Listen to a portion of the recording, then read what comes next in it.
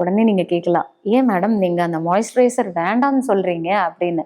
ஆக்சுவலா இந்த மாய்ஸ்சரைசர்ஸ் வந்து என்ன அப்படின்னாக்கா, அதுல இருக்கக்கூடிய அந்த ரசாயன பொருட்கள் நம்மளுடைய ஸ்கின் அந்த போர்ஸ்ல போய் பிளாக் பண்ணி, இது நமக்கு இன்னும் ட்ரைனஸ் அதிகமாக்கும்.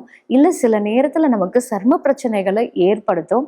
இன்னும் சில பேருக்கு வந்து பாத்தீங்கன்னா, அது நமக்கு அந்த அலர்ஜிக் ரியாக்ஷனை ஏற்படுத்தி, நமக்கு சுவாச பிரச்சனைகளை கூட உருவாக்குது.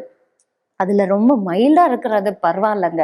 இப்போ வரதெல்லாம் பார்த்தீங்கன்னா, நல்ல பெர்ஃப்யூம்டா ஒரு ஸ்ட்ராங் அரோமாவோடலாம் வரும்போது, அது குழந்தைங்களுக்கு முக்கியமா வந்து பார்த்தீங்கன்னாக்கா, நெறைய அலர்ஜிக் ரியாக்ஷன ஏற்படுத்துது.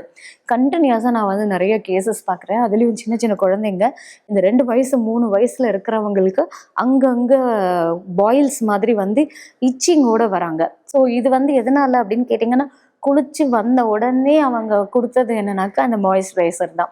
ஸோ இது எல்லாமே வந்து நமக்கு எந்த அளவுக்கு நம்மளுடைய பாடி நம்மளுக்கு அந்த கெமிக்கல்ஸ் வந்து அக்செப்ட் பண்ணிக்கும் அப்படின்றது தெரியாது. ஸோ முடிஞ்ச வரைக்கும் இந்த மாதிரி ரசாயன பொருட்கள் இருக்கக்கூடிய ப்ராடக்ட்ஸ் எல்லாத்தையும் நம்ம அவாய்ட் பண்ணிட்டு, நேச்சுரலான விஷயத்த நம்ம ஃபாலோ பண்ணிட்டு வந்தோம் அப்படின்னாலே, இந்த மாதிரி சர்மம் வந்து ட்ரையா இருக்காம, அது பொலிவா இருக்கிறதுக்கு ஹெல்ப் பண்ணும்.